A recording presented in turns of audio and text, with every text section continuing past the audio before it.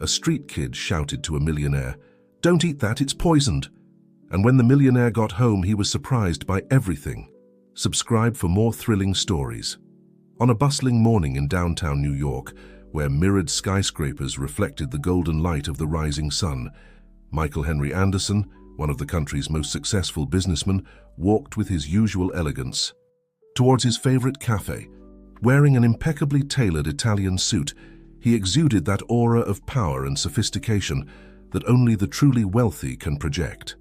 The Central Park Cafe, a refined establishment in the Upper East Side, had been his morning ritual for years. The staff already knew his preferences, a double espresso and a cheese croissant with prosciutto. That morning, however, his wife Sarah had insisted on preparing a special sandwich for him, something she hadn't done in years. "It's a new recipe, honey," she said, with that smile that used to melt his heart. "I want you to try it and tell me what you think." Michael held the carefully wrapped sandwich as he walked, thinking about how Sarah had seemed different in recent months. More attentive, perhaps. Or was it something more? There was a subtle change in her behavior that he couldn't quite define. It was then that his thoughts were interrupted by a sharp, desperate shout. "Don't eat that! Your wife put poison in it!" The voice came from a boy who couldn't have been more than 12 years old. He was sitting on the sidewalk, wearing worn clothes and scuffed sneakers, but his eyes were different. They had a disturbing intensity, an urgency that made Michael stop instantly. The businessman looked at the boy with a mixture of surprise and disbelief. How could this street kid know anything about his personal life? About Sarah? It was absurd. Still, there was something in the boy's tone of voice, a raw sincerity that made him hesitate. "What are you talking about, kid?" Michael asked, approaching cautiously. The boy, who would later introduce himself as Jack, maintained his steady gaze. "I saw, sir. I saw your wife yesterday in that cafe over there." He pointed to a coffee shop across the street. "She was with a man in a suit talking about a plan." Michael felt a chill run down his spine. His lawyer and longtime friend Richard frequented that same cafe. But no, it was too much of a coincidence. Sarah and Richard? It was impossible. "Why should I believe you?" Michael questioned, but his voice no longer carried the same certainty as before. "Because I have nothing to gain by lying," Jack replied with disconcerting simplicity. "I live here on the street. I see a lot of things that people think no one is seeing. Your wife, she was laughing while talking about how no one would suspect." The businessman felt his stomach churn. He remembered the small changes in Sarah's behavior, the secret phone calls, the sudden departures, the smiles that no longer seemed to reach her eyes. And now, this sandwich prepared with so much love. Michael looked at the package in his hands as if it were a bomb about to explode. His rational mind said it was crazy to listen to a street kid, but his instinct screamed that something was terribly wrong with this situation. "What's your name?" he asked the boy, putting the sandwich in his jacket pocket. "Jack," replied the boy, relaxing a bit when he saw that the man wouldn't eat the sandwich. "Jack Smith." "Well, Jack Smith, you've just given me a lot to think about," Michael said, taking some bills out of his wallet and handing them to the boy. "Stay around. I might need to talk to you more." As he walked away, Michael felt the weight of the sandwich in his pocket as a constant reminder of the doubt that had now settled in his heart. 15 years of marriage, a seemingly perfect life, and now everything was being questioned because of the words of a street kid. He decided that instead of returning to his office, he would go home. He needed to observe Sarah, pay attention to her gestures, her words. If something was going on, he would find out. And if the boy was telling the truth, well, he preferred not to think about that yet.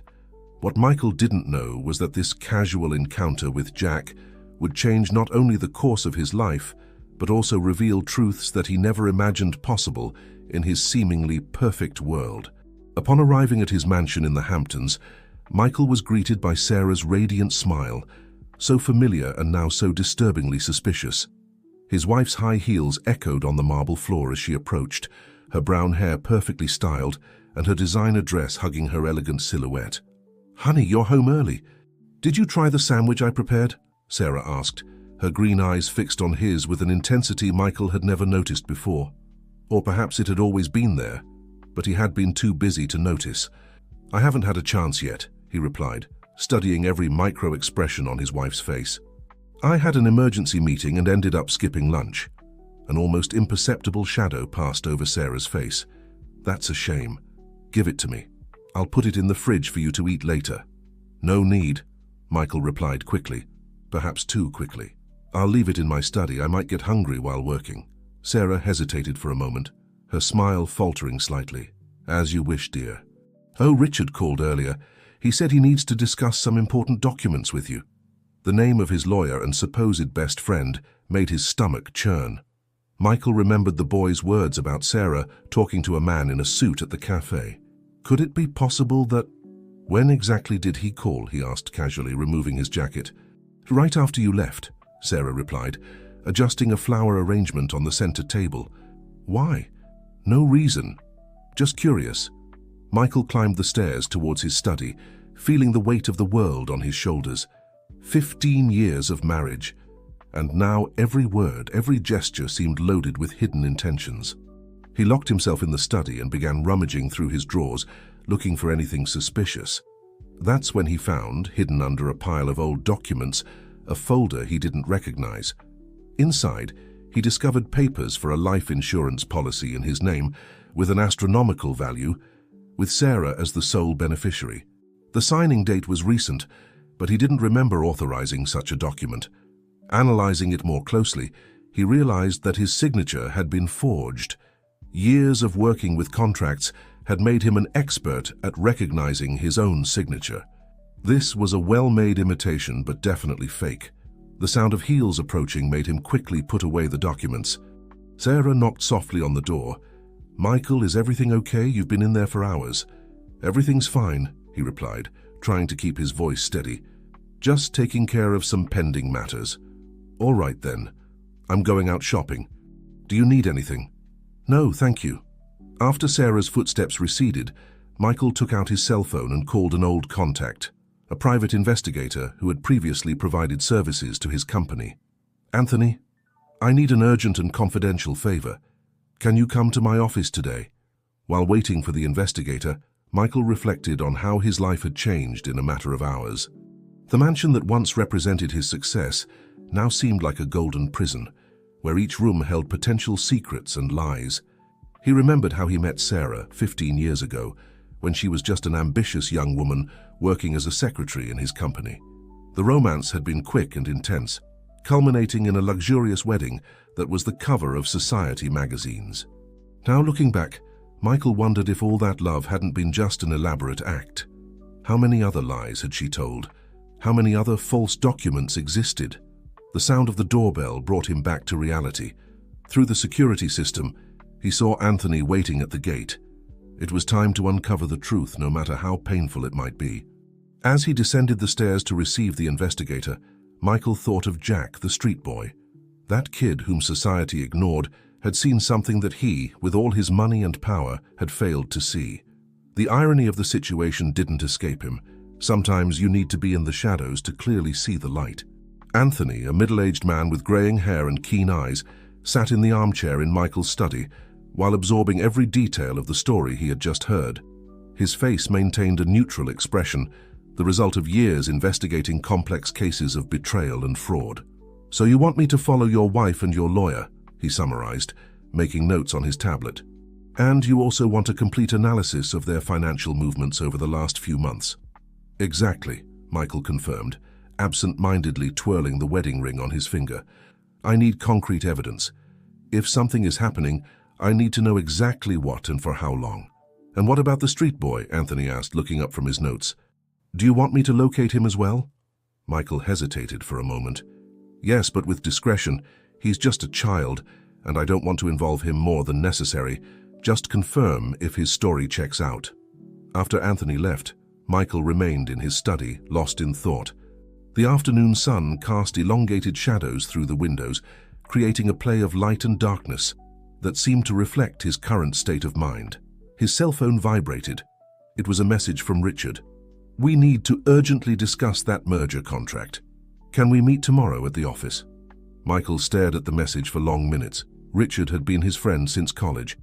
It was he who helped him build his business empire from the beginning, always present at crucial moments. As his lawyer, he knew every detail of his business, every bank account, every investment. With slightly trembling hands, Michael replied, confirming the meeting. He needed to keep up appearances while Anthony conducted his investigation.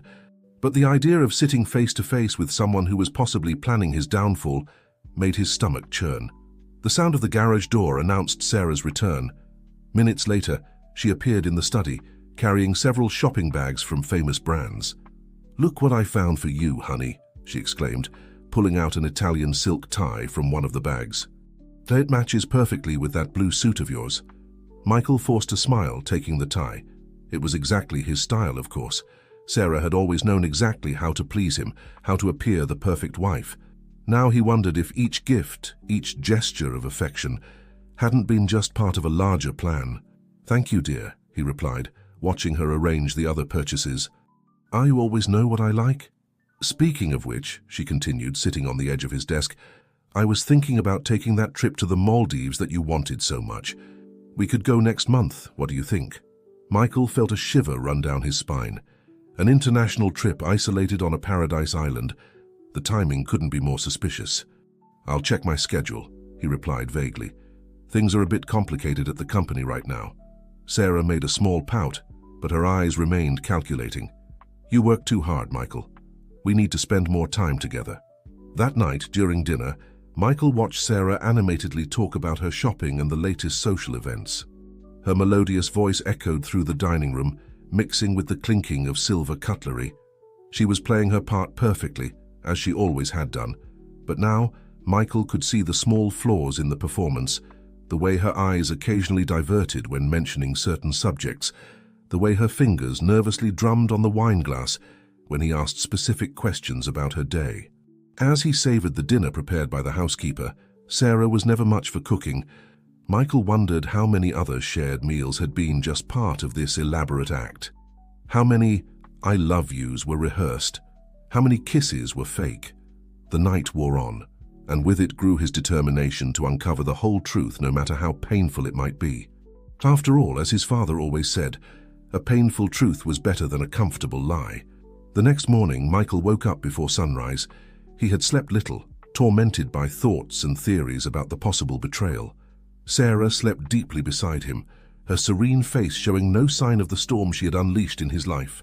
Silently, he left the mansion before Sarah woke up, driving his Mercedes to the location where he had met Jack. The sky still maintained shades of purple when he parked near Central Park Cafe. To his surprise, the boy was already there, huddled in his usual corner. "You came back," Jack said simply, his eyes showing maturity beyond his years. "I need you to tell me exactly what you heard that day," Michael replied, sitting on a nearby bench. "Every detail could be important." Jack adjusted himself, pulling the frayed sleeves of his hoodie. "It was 3 days ago. Your wife arrived first. She seemed anxious. The man in the suit came later. Tall, graying hair on the sides, expensive glasses." Michael felt his heart tighten. It was, without a doubt, the description of Richard. "They sat at that corner table," Jack continued, pointing to the coffee shop across the street. "They thought no one was paying attention to them, but I always observe people. That's how I survive here." The boy paused, accepting the hot chocolate that Michael had bought for him moments before. "Your wife was talking about a new insurance policy, something about documents that needed to be perfect. The man assured that no one would discover the forgery. Then—" Jack hesitated. "Please, continue," Michael encouraged, his voice almost a whisper. "They talked about a plan to make it look natural. Your wife said she would start slowly, mixing small doses into your food. The man assured that the symptoms would look like a common illness." Michael closed his eyes, feeling the weight of these words. It was even worse than he had imagined. It wasn't just a romantic betrayal, it was a meticulously elaborated plan to eliminate him. "Why did you decide to warn me?" he asked, studying the boy's face. Jack shrugged, but his eyes revealed a deep story of pain. "My mum, she was also betrayed. Not in the same way, but I saw how much it hurt her. No one deserves to be deceived by someone they love." At that moment, Michael's cell phone vibrated. It was a message from Anthony. "Found something. We need to talk urgently." "Jack, I need to go," Michael said, standing up. "But I want you to stay around. I'll leave enough money for you to eat well for a few days." "You don't have to," Jack replied, but Michael was already extending some bills. "Yes, I do. You might have saved my life." As he drove to meet Anthony, Michael reflected on how destiny operates in mysterious ways. All his money, all his power, and his salvation came through a street boy that most people wouldn't even notice. In Anthony's office, located in a discreet building in the city center, the discoveries began to unfold. The investigator had spent the entire night connecting the dots. "Your wife and Richard have been meeting regularly for at least 6 months," Anthony explained, showing photos and records. "But the most concerning are the financial transactions," Michael observed, astonished, as the evidence piled up. Suspicious transfers, forged documents, secret meetings. The plan was even more elaborate than he had imagined. Sarah and Richard had created a complex web of lies and manipulations. "There's one more thing," Anthony said hesitantly. "I found records of recent purchases in your wife's name. Substances that in small doses can cause symptoms similar to common illnesses. But over time," Michael raised his hand, preventing him from continuing. He didn't need to hear the rest. The boy's words were confirmed. His own wife, along with his best friend, had meticulously planned his elimination. Leaving Anthony's office, Michael felt strangely calm. The confirmation of his suspicions, although painful, brought with it a clarity that he hadn't felt in days. Now he needed to carefully decide his next step. After all, he was dealing with people who had planned his elimination without the slightest remorse. The law firm occupied 3 floors of a luxurious commercial building on Wall Street. Michael observed his reflection in the elevator mirror as he ascended to his meeting with Richard. The man staring back at him seemed older, marked by deep, dark circles and an expression that could no longer completely hide his anguish. The doors opened directly into the reception area, where Lisa, Richard's secretary for over a decade, greeted him with her usual professional smile. "Mr. Anderson, good to see you. Mr. Bradford is already waiting." Crossing the corridor decorated with expensive artwork, many of them gifts from Michael to Richard over the years, Michael felt a wave of nausea. How many of these demonstrations of friendship had been genuinely appreciated? How many were already part of the plan? "Michael, my friend." Richard rose from his Italian leather armchair, opening his arms in an expansive gesture. His smile was the same as always, his designer glasses reflecting the light coming through the panoramic windows. "I was anxious to discuss that merger." Michael forced a smile, shaking the hand he had so often considered friendly. The same hand that now signed false documents planning his ruin. "Of course, Richard. The merger."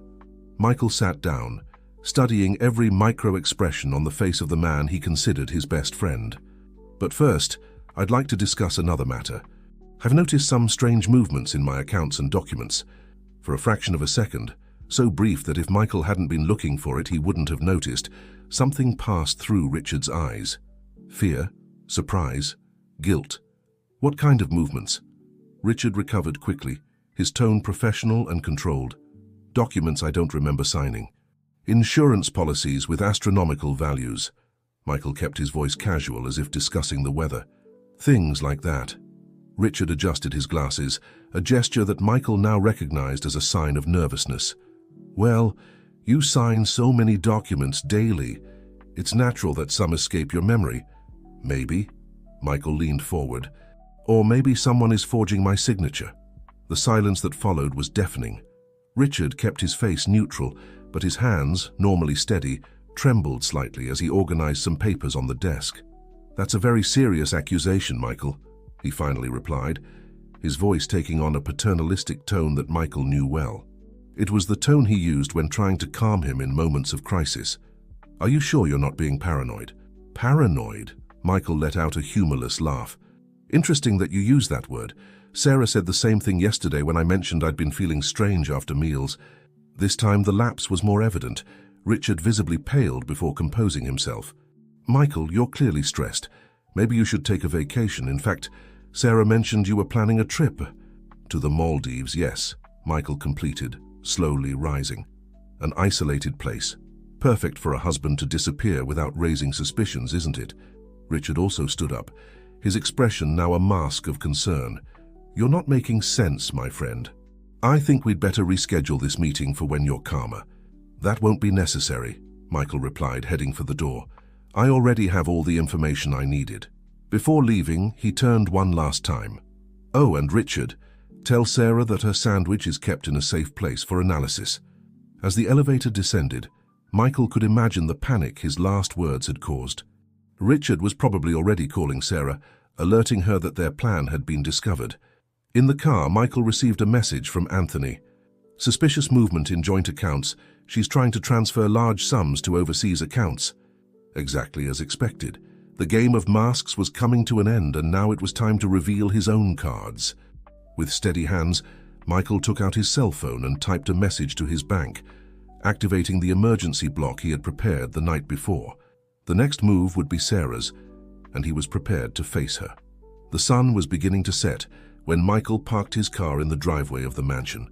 The sky was tinged with shades of orange and violet, creating an almost ironic backdrop for what was about to happen. He took a deep breath, mentally preparing himself for the confrontation he knew was inevitable. Upon entering, he was greeted by silence.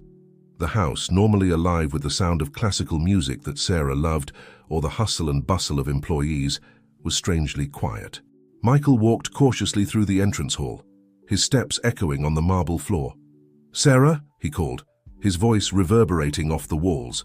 The sound of breaking glass came from the direction of the study. Michael quickened his pace, pushing open the slightly ajar door. There was Sarah, her once impeccable hair now disheveled, frantically rummaging through the desk drawers. Around her, papers were scattered on the floor, and at her feet were shards of a broken vase. "Looking for something in particular, dear?" Michael asked, his calm voice contrasting with the chaotic scene before him. Sarah turned abruptly, her eyes wide with surprise and fear. For a moment she looked like a child caught red-handed, before her mask of composure slipped back into place. "Michael, I was just organizing some documents." She tried to smile, but the effect was more of a grimace. "You're home early, or perhaps too late," he replied, entering the study and closing the door behind him. 15 years too late, to be precise. Sarah paled but maintained her posture. "What are you talking about?" Michael walked to the desk, picking up one of the scattered papers. It was a copy of the life insurance contract he had found days before. "I'm talking about this, Sarah, and about the plan that you and Richard so carefully elaborated." For a moment, silence hung between them, heavy and suffocating. Then, as if a dam had burst, the words began to flow. "You don't understand," Sarah began, her voice trembling slightly. We never wanted things to get to this point." "Oh no?" Michael raised an eyebrow. "So the poison in my sandwich was just a special seasoning?" Sarah gasped, her eyes filling with tears. But Michael no longer knew how to distinguish if they were tears of regret or frustration at having been discovered. "It was Richard's idea," she whispered. "At first it was just a fantasy. We talked about what it would be like if we had all your money, but then you decided to make the fantasy a reality," Michael completed, his voice laden with bitterness. Sarah fell to her knees, sobbing. "I loved you, Michael. I swear I did. But over time, you were always so busy, so distant, and Richard was there listening to me, supporting me." Michael felt a pang in his chest. Part of him wanted to believe, wanted to go back in time and fix whatever had gone wrong, but the evidence was too clear to be ignored. "And for that, you decided I deserved to die?" he asked, his voice low and dangerous. Sarah looked up, her eyes red and swollen. "It wasn't supposed to be like this. It was supposed to be quick, painless. You would never know." "As if that made it all better," Michael exploded, slamming his fist on the desk. "You planned my death, Sarah. You and the man I considered my best friend." At that moment, Sarah's cell phone rang. On the screen, Richard's name flashed insistently. "I think your accomplice is anxious to know if the plan worked," Michael said, picking up the phone and answering on speakerphone. "Sarah, he knows everything." Richard's voice sounded desperate. "We have to act now before—" "Before what, Richard?" Michael interrupted, his voice icy. The silence on the other end of the line was deafening. Michael," Richard stammered. I can explain." "Don't worry," Michael replied. "Your dear Sarah was already giving me all the sordid details." With a brusque gesture, he hung up the phone and threw it back to Sarah. "It's over," he said simply. "Your game is finished." Sarah, still kneeling on the floor, seemed to have aged years in minutes. What's going to happen now?" Michael walked to the window, observing the last vestige of sunlight disappear on the horizon. Now? Now you two are going to understand the true meaning of the word lose. The sun was beginning to set when Michael parked his car in the driveway of the mansion. The sky was tinged with shades of orange and violet, creating an almost ironic backdrop for what was about to happen. He took a deep breath, mentally preparing himself for the confrontation he knew was inevitable. Upon entering, he was greeted by silence. The house, normally alive with the sound of classical music that Sarah loved or the hustle and bustle of employees, was strangely quiet. Michael walked cautiously through the entrance hall, his steps echoing on the marble floor. "Sarah," he called, his voice reverberating off the walls. The sound of breaking glass came from the direction of the study. Michael quickened his pace, pushing open the slightly ajar door. There was Sarah, her once impeccable hair now disheveled, frantically rummaging through the desk drawers. Around her, papers were scattered on the floor, and at her feet were shards of a broken vase. "Looking for something in particular, dear?" Michael asked, his calm voice contrasting with the chaotic scene before him. Sarah turned abruptly, her eyes wide with surprise and fear. For a moment she looked like a child caught red-handed, before her mask of composure slipped back into place. "Michael, I was just organizing some documents." She tried to smile, but the effect was more of a grimace. "You're home early, or perhaps too late," he replied, entering the study and closing the door behind him. 15 years too late, to be precise. Sarah paled but maintained her posture. "What are you talking about?" Michael walked to the desk, picking up one of the scattered papers. It was a copy of the life insurance contract he had found days before. "I'm talking about this, Sarah, and about the plan that you and Richard so carefully elaborated." For a moment silence hung between them, heavy and suffocating. Then, as if a dam had burst, the words began to flow. "You don't understand," Sarah began, her voice trembling slightly. We never wanted things to get to this point." "Oh no?" Michael raised an eyebrow. "So the poison in my sandwich was just a special seasoning?" Sarah gasped, her eyes filling with tears. But Michael no longer knew how to distinguish if they were tears of regret or frustration at having been discovered. "It was Richard's idea," she whispered. "At first it was just a fantasy.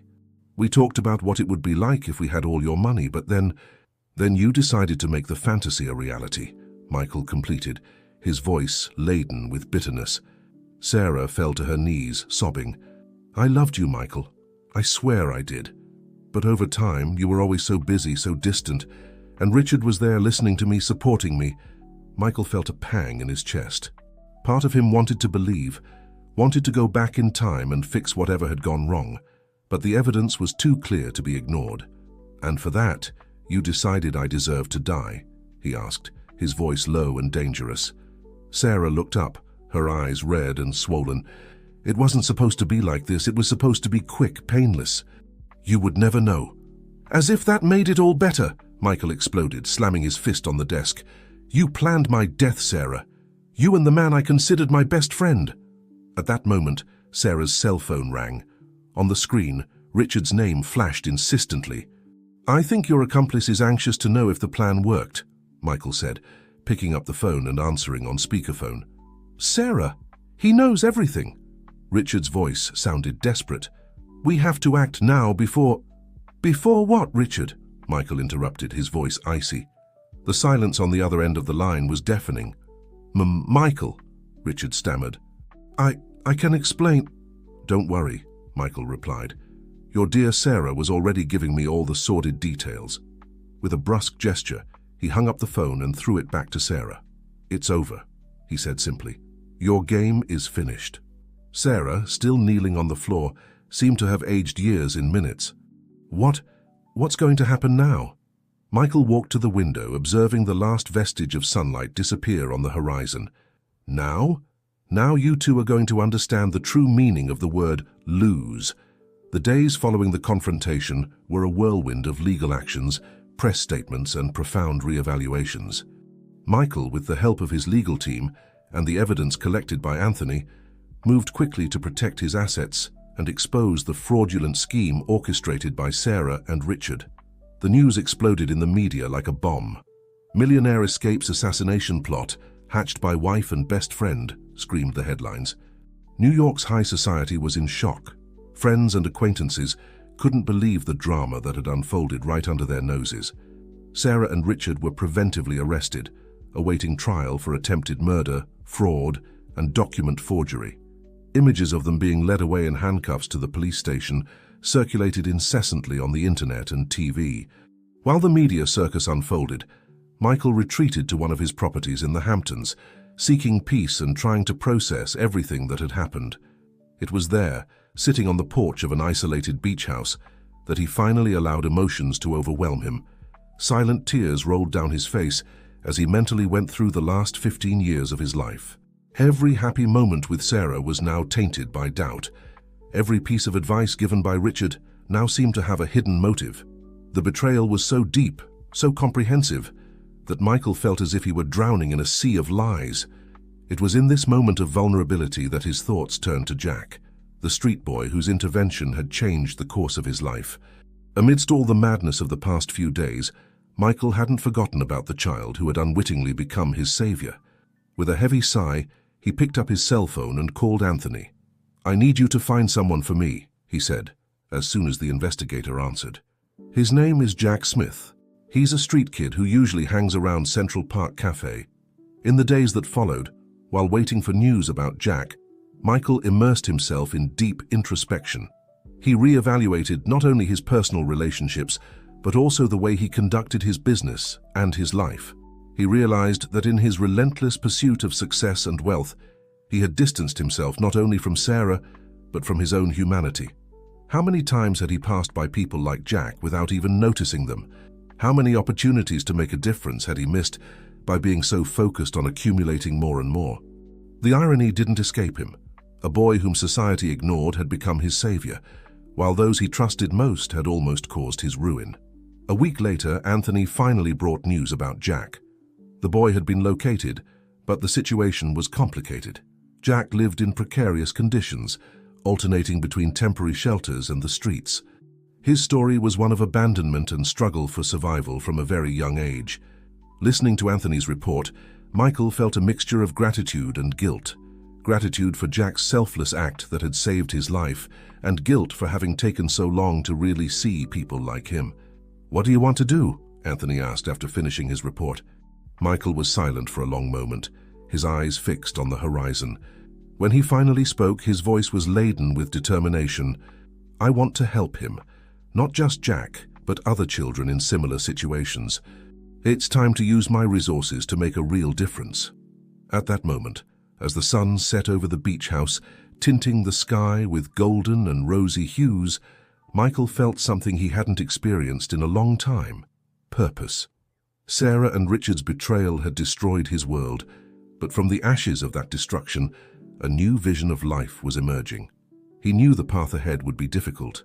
There were deep emotional wounds to heal, a business empire to restructure, and a new mission to embrace.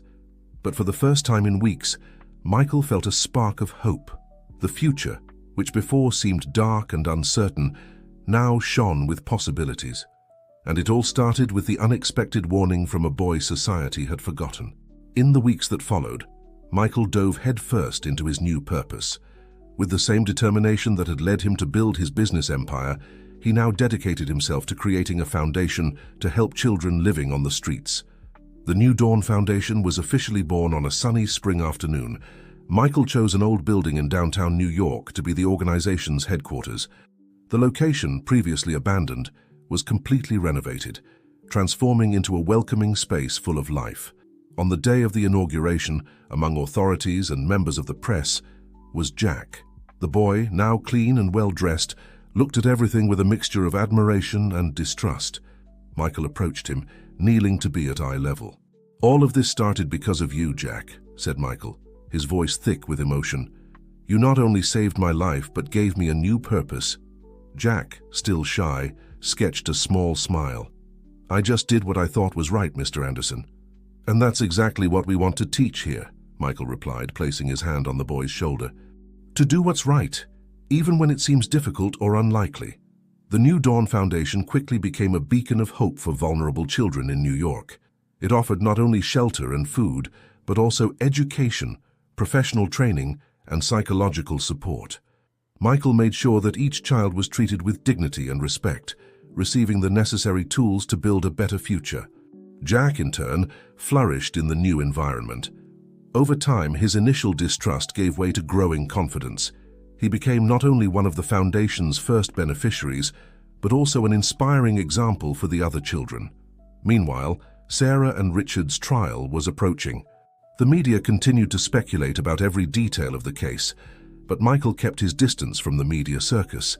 He attended the necessary hearings, gave his testimonies with dignity, but his focus was on his new project. One afternoon, while watching the children play in the Foundation's courtyard, Michael received a call from his lawyer. Sarah had asked to see him. For a moment he hesitated. The wound of betrayal was still fresh, and part of him wanted to simply ignore the request. But another part, the part that was learning to forgive, not for her but for himself, decided to accept. The meeting took place in the prison where Sarah awaited trial. She seemed to have aged years in just a few months, her once vibrant eyes now dull and tired. "Thank you for coming," she said, her voice almost a whisper. Michael just nodded, waiting for her to continue. I saw the news about your foundation," Sarah continued, avoiding his gaze. "It's amazing what you're doing." "It's the least I can do," Michael replied, his voice neutral. "That boy showed me there's kindness where we least expect it." Sarah swallowed hard, tears forming in her eyes. "I'm sorry, Michael, for everything. I know I don't deserve your forgiveness, but—" Michael gently interrupted her. "I didn't come here for forgiveness, Sarah. I came because I need to move on. And part of that is understanding that what you and Richard did says more about you than about me." He stood up, ready to leave, but before exiting, he looked one last time at the woman he once loved. "I hope you find peace, Sarah, and that one day you can do something good with your life, just as I'm trying to do with mine." Leaving the prison, Michael felt as if a weight had been lifted from his shoulders. The meeting with Sarah didn't erase the past, but it solidified his determination to build a better future. Back at the Foundation, he was greeted by Jack and a group of enthusiastic children. They were eager to show a mural they had painted, depicting their dreams and hopes for the future. Looking at those smiling faces, Michael felt a wave of emotion wash over him. There at that moment, he understood that his true wealth wasn't in bank accounts or companies, but in the ability to make a difference in these children's lives. Night was falling over New York, and the city lights began to twinkle. Michael looked out the window, reflecting on the incredible journey that had brought him here. From a man on the brink of destruction to a catalyst for positive change. The future was uncertain, but for the first time in a long time, Michael faced it not with fear, but with hope and determination. He knew that with each life he helped transform, he would also be transforming himself. And so on that starry night, Michael Henry Anderson slept in peace, knowing he had found his true purpose in life, a purpose born of betrayal, but nurtured with compassion and hope. 5 years passed since the inauguration of the New Dawn Foundation. What began as a project born of pain and betrayal had transformed into a movement that was changing lives throughout New York and beyond. On a sunny Sunday morning, Michael walked through the corridors of the Foundation, now expanded to occupy an entire city block. The walls, once gray and lifeless, now exploded with vibrant colors, with murals painted by the children themselves depicting their dreams and hopes. Upon reaching the main auditorium, Michael was greeted by a wave of applause. The place was packed. Children, teenagers, staff and volunteers, all gathered for a special occasion. Jack, now a young man of 17, took the stage. His posture was confident, his eyes shining with determination. He adjusted the microphone and began to speak. 5 years ago, I was just a street kid, invisible to most people who passed by me. Today I'm here, about to graduate high school and with a guaranteed spot at university. The audience applauded enthusiastically. Michael felt his heart swell with pride. Jack continued, "But I'm not here just to talk about myself. I'm here to talk about all of us, about how this foundation created by Mr. Henderson changed not just my life, but the lives of hundreds of children and young people." As Jack spoke, Michael let his mind wander over the past few years. He remembered the initial challenges, the sleepless nights working to expand the project, the tears of joy at seeing the first-class graduate elementary school. The New Dawn Foundation had become much more than a shelter. It was a center of educational excellence, offering everything from literacy to professional courses. It had partnerships with companies for internship and first job programs. It offered psychological support, not just for the children, but also for their families. The impact went beyond the walls of the foundation. The project had inspired similar initiatives in other cities, and Michael was frequently invited to speak about social transformation and corporate responsibility. His businesses, far from suffering from his new dedication, had prospered. Michael's reputation as an ethical and socially responsible leader attracted new investors and partners. He had proven that it was possible to reconcile business success with positive social impact. Jack concluded his speech with words that deeply touched Michael. "Mr. Anderson taught us that our origin doesn't determine our destiny, that with opportunity, support, and hard work, we can rewrite our stories.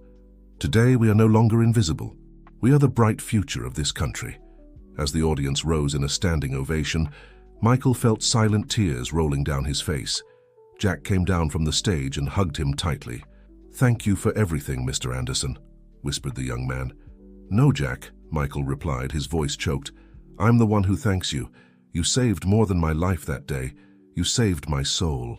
That night, after the celebrations, Michael returned home. No longer the luxurious mansion of before, but a comfortable and modest apartment. He sat on his balcony, observing the city lights. He thought of Sarah and Richard, both still serving their sentences. Over the years, he had learned to forgive them, not for them, but for himself. Their actions, as painful as they had been, had ultimately led him to this moment, to this life full of purpose. Michael picked up a photo on his bedside table. In it, he was surrounded by dozens of smiling children from the foundation. His eyes filled with tears again, but this time they were tears of gratitude and fulfillment. He had learned the most valuable lesson of all, that true wealth is not in what we accumulate, but in what we share.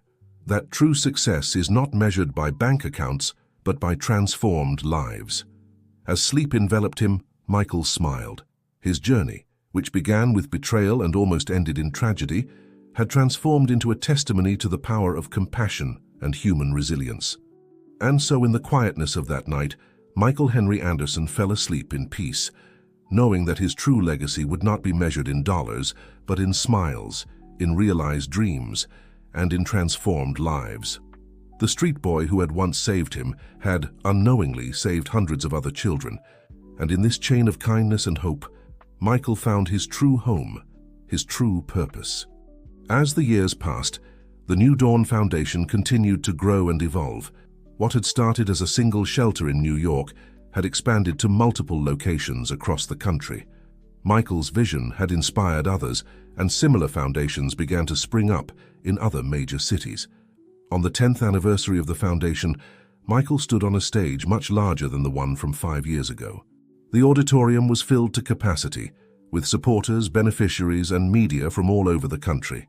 Jack, now a college graduate and working as the foundation's youth program director, introduced Michael to the crowd. As Michael took the podium, he paused for a moment, taking in the sea of faces before him. 10 years ago, he began, his voice steady and full of emotion, I thought I had lost everything. My wife, my best friend, my trust in humanity, all gone in an instant. I stood at the edge of an abyss, ready to fall into despair. He paused, his eyes scanning the audience until they found Jack. But then, a young boy on the street showed me that even in our darkest moments there is light. He showed me that kindness can come from the most unexpected places, and that sometimes our greatest blessings are disguised as our worst tragedies. Michael went on to outline the achievements of the foundation over the past decade. Thousands of children lifted out of poverty, given education, hope, and a future. But more than that, he spoke of the change in society's perception. We've shown that these children, often overlooked and forgotten, are not a problem to be solved, but a resource to be nurtured. They are our future doctors, teachers, artists, and leaders. All they need is a chance, the same chance that Jack gave me when he warned me about that sandwich. As he concluded his speech, Michael announced the Foundation's most ambitious project yet, a nationwide mentorship program that would pair successful professionals with at-risk youth, providing guidance, support, and opportunities. We're not just changing lives, he said, his voice filled with passion. We're changing the future, one child at a time. The applause was thunderous, but for Michael, The real reward was in the faces of the children and young adults in the audience. Faces filled with hope, determination, and the belief that they too could make a difference. As he left the stage, Michael was embraced by Jack. "You did it, Mr. Anderson," Jack said, his eyes shining. "You really did it." Michael shook his head, smiling. "No, Jack, we did it. All of us together." That night, as Michael looked out over the New York skyline from his apartment, he reflected on the journey that had brought him here. The pain of betrayal had long since faded, replaced by a deep sense of purpose and fulfillment. He thought of Sarah and Richard, both recently released from prison. They had reached out seeking forgiveness and reconciliation. While Michael had accepted their apologies, he knew that chapter of his life was closed. His family now was much larger. It encompassed every child and every life touched by the foundation. As he prepared for bed, Michael's phone buzzed with a message. It was a photo from one of the foundation's shelters, a group of children proudly displaying their art projects. Their smiles, bright and genuine, filled the screen. Michael felt a warmth spread through his chest.